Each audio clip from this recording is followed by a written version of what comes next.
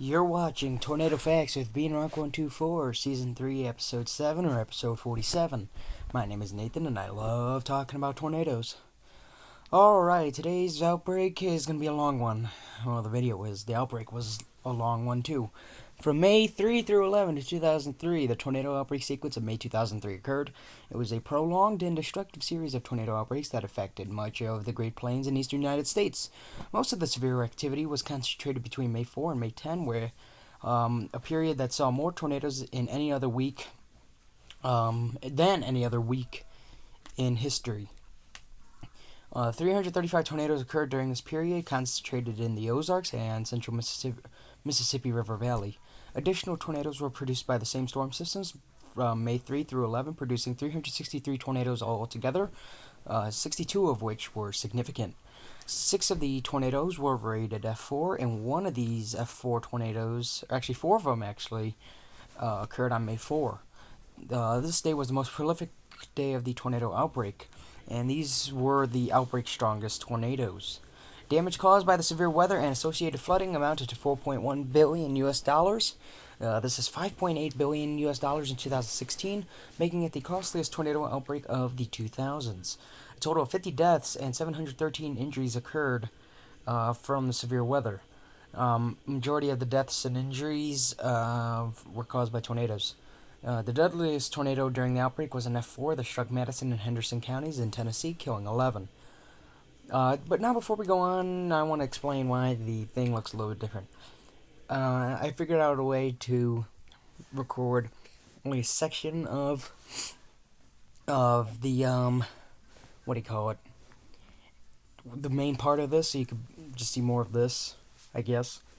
So you don't see all the tabs I have open, and trust me, right now I have 1 million because I'm working on the project, then my March 31st storm project.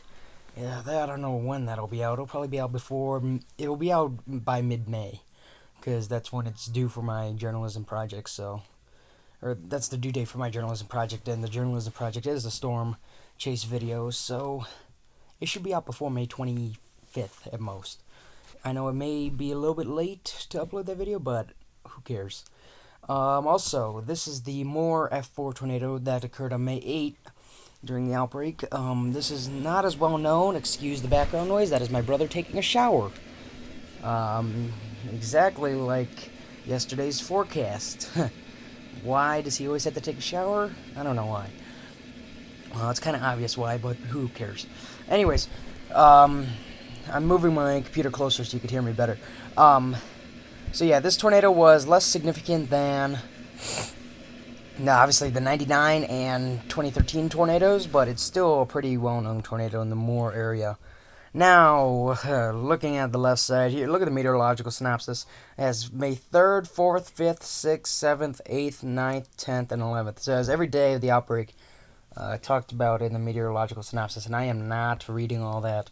I'll tell you what, I'll read this, and this, and I'll just leave this for you to read, because that'll take, this video will be an hour long if I read all that. But during the first half of May 2003, atmospheric conditions across the central and southeastern United States proved exponentially favorable for widespread severe weather. Idealized patterns for large tornado outbreaks occurred each day from May 3 through 11. Resulting in a prolonged and extensive series of outbreaks. Warm, moist air flowed northward from the Gulf of Mexico across the central United States and reached as far north as Missouri. This created an I said anonymously in the last episode. Anomalously large warm sector of the area behind a warm front and ahead of a dry line for thunderstorms to develop within. The unusually far-reaching nature of this air mass resulted in the greatest tornadic activity occurring outside the climatological maximum area for tornadoes in May. Atop the northward surface winds, the upper-level jet stream blew almost perpendicular, creating strong wind shear across Kansas, Missouri, Oklahoma, and Tennessee. Multiple shortwave troughs initiated tornadic events throughout the outbreak as severe weather shifted east across the country. Another trough would cross from the Pacific to the central U.S. and reignite activity. The cause of these successive troughs is unknown, but they proved a key factor in the prolonged nature of the outbreak. Throughout this period, no cold fronts propagated south from Canada. The lack of these allowed the atmosphere to continually destabilize and further fuel thunderstorms.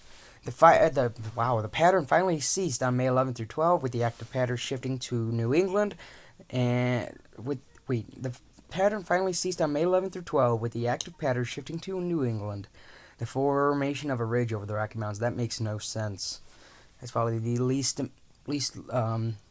made sense sentence in this entire series. Anyways, throughout the 9-day outbreak, 363 tornadoes touched down across the United States. Of these, 62 tornadoes reached at least F2 intensity. 6 of them reached F4 intensity. The most prolific and violent day of the outbreak was May 4, where 79 tornadoes touched down, 4 of which reached F4 intensity. Between May 4 and May 10, 335 tornadoes developed across 26 states, I think. Yep.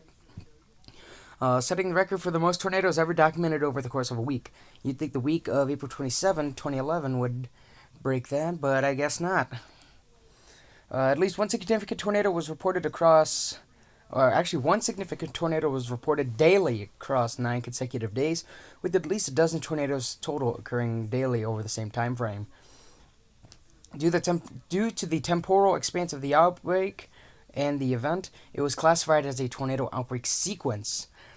A, quote, continuous or near-continuous sequence of tornado outbreak days, with only 3 historical events of comparable longevity and severity, according to Tom Grzoulis. May 2003 became the most active month for tornadoes in recorded history, until it was later surpassed by April 2011. And in total, the widespread severe weather event caused an estimated $4.1 billion US dollars. In 2019, it would be $5.8 billion US dollars in damage, along with 41 deaths and 642 injuries, which is a lie because up here it says 50 deaths and 713 injuries. So, So, like I said, I'm reading this first part of the meteorological synopsis, as I'm not reading every single one. Just look at this. I am not reading all that. Oh, here, look, an F3 that hit the northeastern parts of Oklahoma City. This one nearly hit the News 9 news station, which is scary. There's actually a video of Gary England freaking out about it, so if I remember to put in the video, I will do it right now. Most likely I'll forget to do it, but who cares. If not, I'll always link it in the description, which I'll also forget to do. But anyways, on April 30, wow, I am developing a speech problem, also known as stuttering. And what was the other term? What's the thing that Jay Leno has? Dyslexia. Okay. Anyways, on April 30, meteorologists, there we go. I don't know what happened. What is happening? I did it again. Oh my god. How do I forget to say the word that I have? Okay. Meteorologists, there we go, at the Storm Prediction Center noted the likelihood of a major tornado outbreak across a large area of the central and eastern United States for the period of May 2nd through 6th. Oh my god, that took way too long. Ahead of the most active day, the Storm Prediction Center issued a rare high-risk outlook for severe weather across eastern Oklahoma, eastern Kansas, western Missouri, and northwestern Arkansas. A total of 127 severe weather watches and 4,500 warnings, 2,960 and 1,090 tornado warnings were issued from May 4. Wait, this was all May 4? Holy Jesus. Of the watches, 25 were classified as PDS, a type of watch reserved for the most life-threatening events. The issuance of such watches resulted in an average lead time of 2 hours and 3 minutes for fatal tornadoes. Ooh, that's low. The issuance of several watches I read that. The 7 of the 8 fatal tornadoes occurred within a high-risk outlook area, with the 8th just outside in a moderate-risk area. An average of 12 watches were issued each day. Jesus Christ. May 6, 8, and 10 saw more than 20 each. Man, and I thought March 31st was bad. Watches were continuously in effect from 1640 UTC time on May 4 through 1200 UTC time on May 9. Never heard of that before. May 6 saw the greatest number of advisories with a record 921 warnings. Never heard of that. And again, I thought May 31st with its 20 tornado warnings active at once was bad. The Storm Prediction Center National Weather Service offices in Kansas City, Springfield, Memphis, Paducah, and Oklahoma City received a letter of praise signed by 11 members of the United States House Committee on Science, Space, and Technology, commending their high-quality service during the event. This also includes the senior meteorologist at the National Weather Service office in Chicago, Gino Izzi. As I interviewed him back in September, he talked about being in actually part of the damage survey crew of the, I believe, Pierce City, the Pierce City, Missouri uh they're saying he said it was a tornado. Yeah, you know what? We'll get to that in a minute. Anyways, furthermore, the SBC webpage received an average of 5.6 million views per day during the outbreak. Okay, now we can get to that. Actually, let's go through this real quick. Let's go through the tornadoes by day, and then we'll add them all up at the end, and we'll talk about the we'll talk about this Pierce City thing because there's a lot to talk about there. May 3rd tornadoes, none unrated, 10F0, 2F1, and 1F2 for a total of 13 tornadoes on May 3rd. On May 4th, none unrated, 31F0, 23F1, 13F2s, 8F3s, and 4F4s for a total of 79. Here's a tornado that struck Stockton, Missouri on May 4. Kind of a stovepipe. I mean, it could have grown to at least a wedge sometime. May 5th, none unrated, 16F0, 11F1, no F2s, and 1F3 for a total of 28 tornadoes. May 6th, none unrated, 41F0, 26F1, 6F2, 1F3, 1F4, 75 confirmed tornadoes. May 7, none unrated, 16F0, 13F1, and 1F2, 30 tornadoes. May 8, none unrated, 25F0, 11F1, 5F2, 3F3s, 1F4, 45 tornadoes. Jesus Christ, this is getting repetitive. Supercell that produced the F4 and more, so the 1F4 on May 8th was the Moore tornado, which is kind of obvious at this point. May 9, none unrated, 16F0, 11F1, 1F2, 1F3, 29 tornadoes. Here's an F3. Here's the F3 that struck the News 9 station. I talked about this earlier, but that is a gnarly wedge. I can only imagine what it looked like in person. And May 10, none unrated, 24F0, 15F1, 7F2, and 3F3, 49 tornadoes in total. And finally, May 11th. Oh, God, we're finally done with this. None unrated, 1F0, 9F1, 2F2, 3F3s, 15 tornadoes confirmed. Now, in total, during the entire outbreak, none unrated, 180F0, 121F1, 36F2, 20F3, 6F4, no F5s, 363 tornadoes. And here's all the tornado warnings and confirmed tornadoes. Oh, hello. So this is by day from, I believe, the first day of May through the end of the outbreak. So we'll just watch this for a second.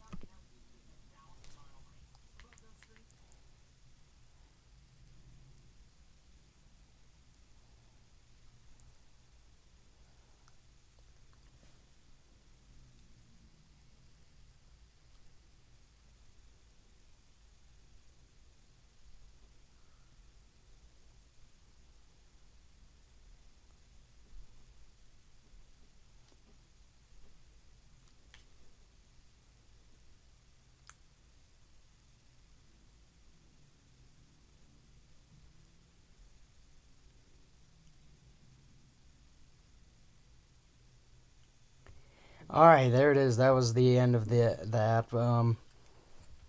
Looks like only one tornado warning occurred within the National Weather Service Chicago area.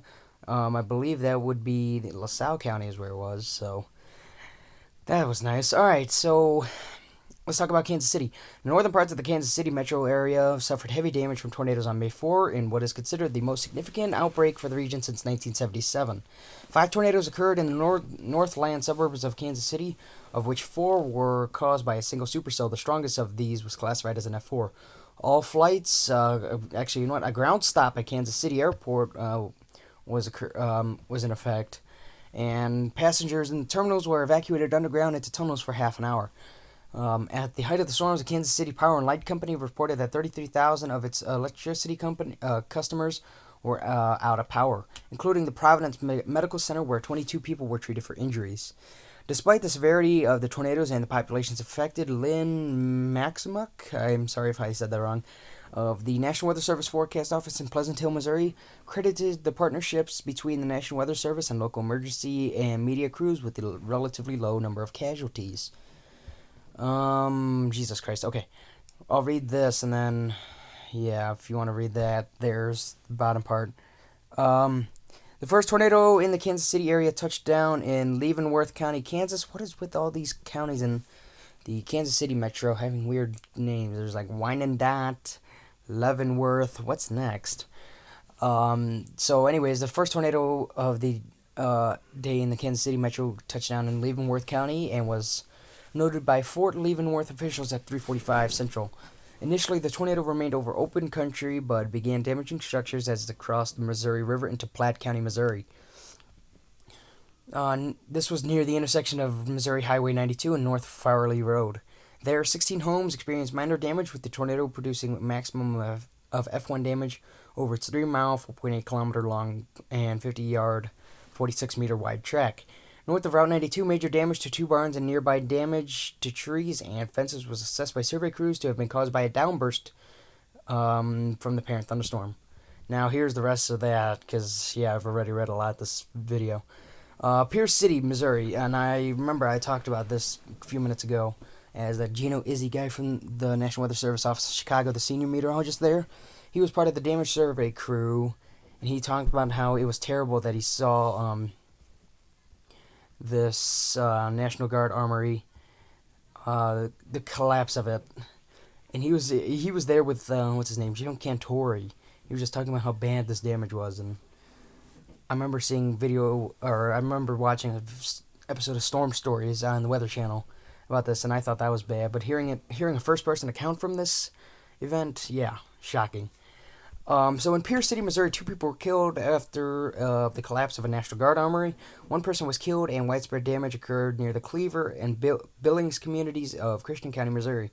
Significant damage occurred to infrastructure in Battlefield, Missouri, including damage to 400 to 500 homes. The city's fire station collapsed due to the tornado, and down power lines forced the closure of roads leading to Republic, Missouri. Now it says either tornado or straight line winds, and it has 3 fatalities. So this one, if we take a look at this here, if we go to May 4, I believe it was an F3 in Missouri. Yeah, here, yeah, F3. I don't know why it says it's a possible tornado or straight line winds. That doesn't make sense. So Stockton, Missouri, at 5:31 Central Time, a tornado began near Liberal, Missouri. As it moved northeast across Barton County, it uprooted numerous trees and produced F1 damage to outbuildings. The tornado entered Cedar County and progressed north of Jericho Springs, where it destroyed a mobile home consistent with F2 intensity. The tornado remained over generally rural areas and caused solely tree damage and power line damage prior to reaching the intersection of Highway Z and County Road 825. There, a well-built frame home and 2 nearby outbuildings were completely destroyed, with their debris scattered across the adjacent roadway. Now, the damage at this location was consistent of F3 damage. Continuing northeast, the storm grew to between half-mile to 3/4 of a mile wide and entered downtown Stockton. In the city, 350 structures were demolished, while an additional 650 received major damage. Numerous vehicles were flipped and tossed, including 2 cars from a local dealership, which were blown away and blown approximately 1 block to the northeast from their original location. Damage was consistent with an upper end F3 here. 3 people died in Stockton. 1 man died after being struck by flying debris after his frame house was destroyed. Jeez. 1 man died after being struck by flying debris after leaving his home during the tornado's approach. Why would you do that? Get into the center part of your house or basement. And 1 man died after refusing to seek shelter in his basement. Oh my god. That is the dumbest way to die, probably. I would never do that. I would always get to shelter no matter what. Well, me, no, I wouldn't. I'd run out and watch the storm. But, you know what I mean. 37 others during this tornado were injured. So this tornado, I talked about it up here somewhere. Yes, here. Now it says that struck Stockton. No, it didn't, because look, that's the exact same tornado, so somebody's lying here. A large tornado touched down in Neosho County, Kansas at 4:32 p.m. on May 4. The tornado was initially about 250 yards wide and produced F2 damage as it crossed into Crawford County. Aerial damage surveys indicate that an increase in width and intensification as the tornado approached the community of Ringo in Crawford County. Dramatic scouring of the ground was observed. Homes were swept from their foundations, and heavy objects such as vehicles were tossed were tossed long distances over 100 yards. The National Weather Service described the damage in this portion of the track as high-end F4, though it is speculated that the tornado could have reached F5 intensity in this area. Psst, great, don't get that started here. As it passed Ringo and entered the unincorporated town of Franklin, 5 miles north of Frontenac, the path reached over half a mile wide at points. Major devastation occurred in Franklin as numerous buildings and homes were demolished, with some swept away. And wow, whoever wrote this really does not know how to spell lowercase and uppercase 3. Okay. And 3 people were killed in town. I had to say it like how it is worded here. 3 people were killed in town and 20 others were injured. The tornado continued producing high-end F4 damage to homes as it passed the town of Mulberry. A train was derailed from the winds of the storm and crossed into Barton County, Missouri. In Missouri, the twister demolished several farmhouses, killing an 88-year-old man. Some of the homes were swept completely away. Its path began to narrow several miles into Missouri, and video and eyewitness accounts suggest that the tornado was roping out at this point. It finally lifted to the north of Liberal, Missouri, after having traveled for approximately 35 miles.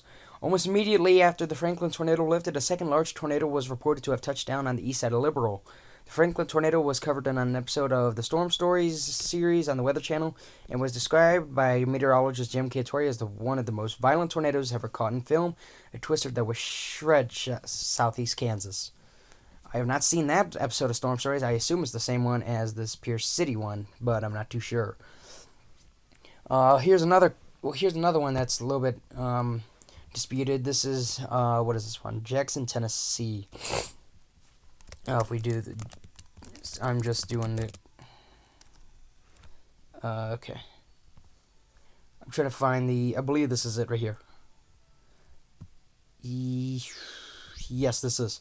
So Madison County F4. I'm not gonna read what it says there because this is more accurate here. A devastating violent tornado began near Denmark and continued northeast into southern Jackson, damaging or destroying numerous structures, including 26 schools, several factories, and other service buildings. Severe disruption to the city's power and water utilities occurred as a result. A stone ball, one of 8 created to commemorate the January 7, 1999 Jackson tornado, which claimed 8 lives, was blown across the street. The violent tornado continued east into Lexington, destroying 36 homes and several commercial buildings. An additional 1,000 homes and 73 commercial buildings were damaged, and 86 people were injured. All right, let's go back here. Now, Oklahoma City, the Oklahoma City F4, and this is the last one. 4 years after the F5 in 1999, another strong tornado affected the area.